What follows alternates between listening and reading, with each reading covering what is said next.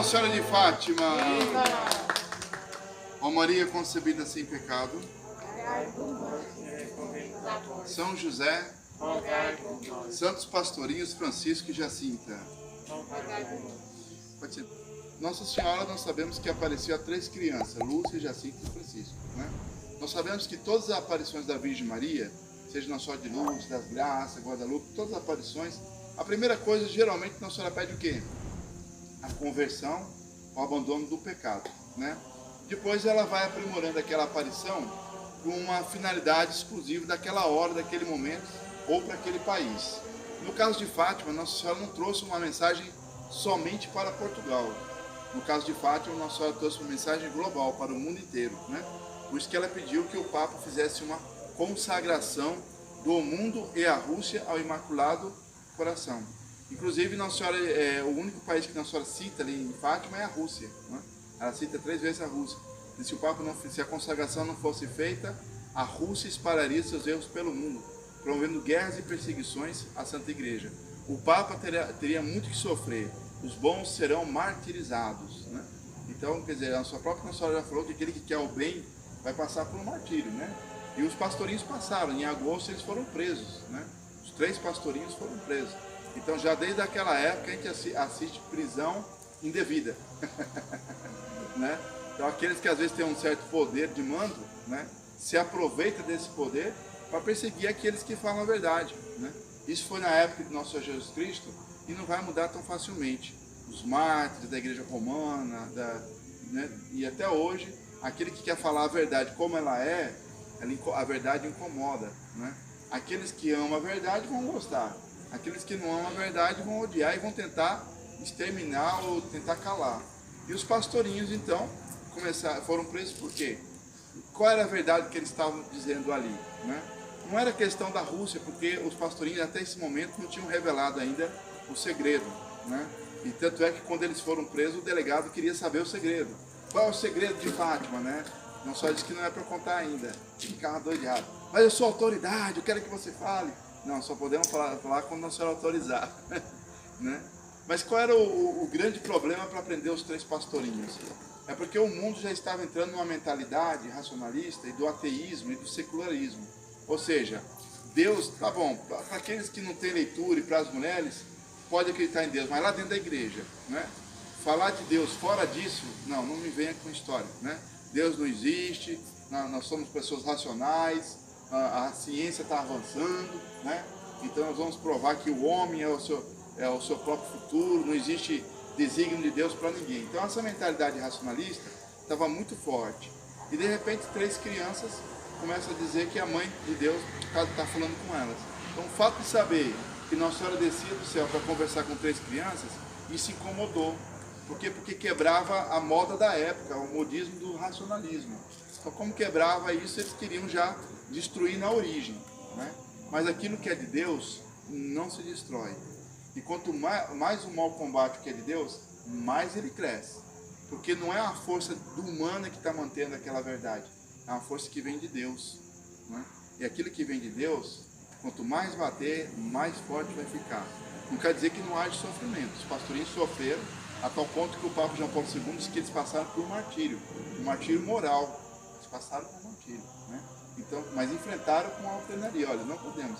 Aí o delegado lá até pediu assim, então assina aqui um termo de que vocês estão mentindo, estão inventando essa história.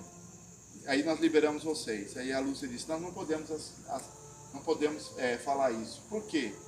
Porque se nós dissermos que o que nós vimos lá na cova da Iria e o que ela disse é mentira, aí sim nós estaremos mentindo.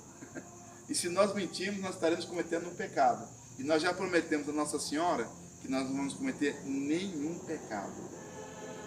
E por isso, então vocês vão para azeite fervendo, a gente vai para azeite fervendo, mas a gente não comete nenhum pecado. E de fato tem um primo da Lúcia que viu no documentário, o primo da Jacinta do Francisco, já viu, o senhor velhinho já, né? Ele disse que um dos guardas chegou a pegar o Francisco de ponta cabeça assim, em cima do azeite fervendo. Nega, ele, não posso negar, né? Como se ele fosse deixar mesmo o azeite fervendo. E depois tirou. Para vocês verem como é a situação dos 3 pastorinhos, né? Mas a cena que eu achei mais interessante deles na cadeia é quando eles chegam na cadeia, a Jacinta começa a chorar. Aí tem um grandalhão que fala assim, não se preocupe, minha filha, porque ninguém vai tocar nem sequer no fio de cabelo seu, né? Porque colocaram as 3 crianças junto com homens e marmanjos, né? A gente sabe que bandido é bandido, né? Em qualquer época histórica, né? Mas até eles ficaram horrorizados e prenderam criança conosco, porque não botaram numa cela separada, né? E aí quando a menina chorou, a Fran Jacinta tinha 6 anos. Aí o grandalhão falou, ninguém vai tocar nela não. E ela olhou pro grandalhão e falou assim, eu não tenho medo do senhor não. Eu estou triste porque eu estou olhando aqui pelo buraco da cela, né? Que é aquela de grade, né? Que o sol vai dar meio-dia e a senhora não vai nos encontrar lá. E aí houve uma exclamação, quase que todo mundo falou quase junto dentro da cela, né? São os santos pastorinhos, que já tinham ouvido falar, os pastorinhos, né? E aí eles ficaram assim, nossa, prenderam as crianças que viram Nossa Senhora, né? E aí ela falou assim para o grandalhão, pega a minha medalhinha, bota ele no prego. Botou a medalhinha no prego, né? Eu disse, vamos rezar o rosário. E era o rosário, não era o texto não, viu? Aí eles foram rezar, ela, não, mas tem que ser de joelhos. Aí ajoelhou, aí o Francisco deu um cutucão aqui no bandido que estava lá, falou assim, tira a boina, era o boné da época, né? Tira o boné porque não pode rezar de boné não. E aí o soldado chegou pro delegado, doutor, aconteceu uma coisa que o senhor não vai quitar. Aí o delegado falou assim, mataram os 3 pastorinhos. Ele disse, não, pior, o que é pior do que isso? Estão todos os presos de joelho rezando o rosário. Aí pensa que o delegado gostou? Com mais raiva ainda. Quem é ruim não tem jeito, né? Quanto mais ele vê um milagre, isso é um milagre, né? Milagre de presença, ele estava pior do que os bandidos que estavam presos, né? Porque pelo menos o bandido se ajoelhou, rezou o rosário e reconheceu que ele tinha 3 santos. E ele querendo fazer mal a esses 3 santos, né? Então a história sempre é assim. E Nossa Senhora, então, quando ela disse, bons serão martirizados, é para dizer o seguinte, olha, você vai ser bom, não pense que vai ser fácil a sua vida não, né? Vai ser difícil você acertar a verdade, o mundo sempre quer o pecado, né? O próprio Jesus falou no Evangelho de São Marcos, eu e o mundo somos inimigos irreconciliáveis, quer dizer, não há conciliação. Então nós temos que querer quem? A Jesus Cristo. Vai ser difícil? Vai.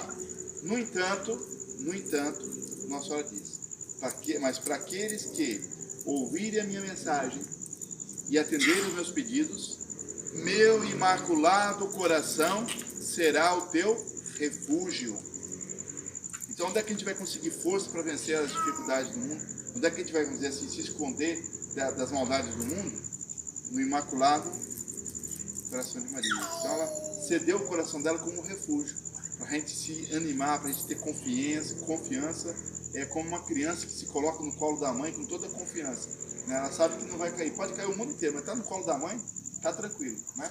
E São Luís fala que nós devemos ter essa atitude com Nossa Senhora. A gente deve ser como criança que se coloca no colo de Nossa Senhora. Minha mãe, eu estou no seu colo, o que acontecer, seja a sua vontade, seja a vontade de Deus. Eu estou tranquilo, porque o Senhor me entreguei à Senhora, né? E como é que a gente se entrega a Nossa Senhora? E aí é os pedidos de Nossa Senhora para nós, né? O Papa deverá fazer uma consagração do mundo e a Rússia no Imaculado Coração. Quem abraçar essa devoção, aí somos nós, né? Quem abraçar essa devoção, que é a consagração, e rezar o meu rosário, prometo todas as graças necessárias para a salvação de sua alma, a conversão dos pecadores e a paz para o mundo inteiro, né? Então ela já tinha prometido o seu refúgio, que é o Imaculado Coração, e agora ela promete o quê? A salvação, a conversão dos pecadores e a paz. Mas que paz é essa? Não é a paz que o mundo quer, não é essa paz no pecado. É a paz de Cristo no reino de Cristo. Como dizia Santo Agostinho. O mundo só conhecerá a paz quando entender que deve seguir aquilo que está no Evangelho. A palavra de Deus é imutável, né? Então ele dá um exemplo, Santo Agostinho. Imagine que você entrasse numa cidade em que nessa cidade se praticasse os 10 mandamentos, né? Então, o primeiro, todo mundo já sabe, é amar a Deus sobre todas as coisas. Então, você imagina você entrar numa cidade que todo mundo ama a Deus. Você já sente uma leveza, porque todo mundo está em estado de graça, está procurando sua salvação, sua santificação. Segundo, honra o nome de Deus, não tome o nome de Deus em vão, né? Terceiro, guarda domingos e festas, quer dizer, a Semana Santa, a quarta-feira de cinzas, não é feriadão, é dia de rezar, de botar o joelho no chão, de fazer oração e penitência, né? Depois vem o quê? O 4º mandamento. Já esqueceu, né? Faz tanto tempo. Honrar Pai e mãe, né? Veja bem, não é obedecer pai e mãe, é honrar. Né? Honrar é mais do que obedecer. Né? Muitas vezes você pode obedecer por temor, ou pode obedecer porque não tem outra escolha. Né? Quando você honra, você já obedece porque você ama aquela pessoa. Então você praticamente já sabe o que o seu pai quer, o que sua mãe quer, você procura trabalhar por eles, honrar eles, fazer com que e ser uma boa pessoa para que eles, os pais, tenham orgulho de dizer: meu filho é uma boa pessoa, ou a minha filha é uma boa pessoa. Está entendendo? Então honrar é muito mais do que obedecer. Né? Quinto, não matar. Né? Sexto, não pecar contra a castidade. Né? Imagina uma cidade que fosse todo mundo assim, realmente praticasse a castidade como devia, as músicas fossem castas, né? As vestimentas também, era outro panorama. Né? O oitavo, né? Esse então, nossa, esse daqui, se entrasse numa cidade que todo mundo praticasse esse mandamento, quanta confusão não teria. Qual que é o oitavo mandamento? Não levantar. Tem uma gente que entra na cidade que ninguém falasse mal do outro, né? Levantasse falso testemunho, né? Fofoca, né? Ô, coisa boa, né, senhor? Né? Rapaz, a língua é uma coisa que destrói mais do que qualquer arma, né? E tem pessoas que às vezes, sei lá, vê uma cena, não sabe direito o que está acontecendo, ela julga que é daquela maneira e já sai espalhando para todo mundo como se fosse daquele jeito, e não é, né? E mesmo que fosse, se for uma coisa reservada, você não pode ficar espalhando para os outros uma coisa que é coisa reservada e que ninguém viu. Você fica difamando aquela pessoa, né? O que tem de mais de processo hoje na justiça é difamação e calúnia, né? Por quê? Porque as pessoas hoje não seguram mais a língua, né? Só querem falar mal da vida dos outros, né? Mas você entra numa cidade que ninguém fala mal da vida dos outros, não existe fofoca, né? Já teria uma paz, né, senhor? Fabulosa, né? E qual que é o nono mandamento? Aham, acertou, olha aí. Não cobiçar a mulher do próximo. O nono. O décimo é não cobiçar as coisas alheias. Então, o nono, você não vai cobiçar a mulher do próximo, né? Não é nem pular seca, né? É nem cobiçar. E não vai cobiçar as coisas alheias, né? Então, aquela danada da inveja, né? Que fica olhando o que o outro tem, porque tem melhor. Aí, agora, vocês imaginam que a gente entrasse num lugar, um país, uma cidade que fosse desse jeito. Aí nós teríamos o quê? A paz, né? Porque aí sim, aí nós temos a paz de Cristo no reino de Cristo, né? Aí nós entendemos um pouco porque o nosso mundo está tão bagunçado, né? Porque as pessoas, em vez de quererem a paz de Cristo, querem a paz do mundo. Querem dar a mão para o pecado e querem conviver com Deus e o pecado. Não existe isso, né? Isso dentro da nossa própria igreja. Tem gente que é assim. Tem gente que acha que está tudo normal, que pode pecar, que pode fazer isso, que outro. Não, não é normal. A gente tem que trazer o pecador para a conversão. Não é? Ele fala assim: não, se está errado, mas está bom, tá bom desse jeito mesmo. Não. Dizer assim: olha, eu gosto muito de você, você é uma boa pessoa, mas olha, tem que dar um conselho: você precisa mudar de vida, porque você não pode ofender a Deus. Porque ofendendo a Deus, além de ser um pecado que você está cometendo contra o seu Criador, que é tão bondoso contigo, que lhe criou, você está se condenando ao inferno. Então saia do pecado e venha para a graça, saia das trevas e venha para a luz. Isso sim é o correto, né? Mas muita gente às vezes faz o contrário: não, pode ficar aí nas trevas mesmo. Aí está o mundo que nós estamos vendo, né? E o que Nossa Senhora diz para nós em Fátima: olha, saiam das trevas e venham para a luz. Quem é a luz? Jesus Cristo. Se vir para a luz, terão a paz. Isso é, Jesus é o príncipe da paz. Então a gente precisa ir até ele. Qual o caminho então, né? Já falei aqui, a gente vai fazer agora, né?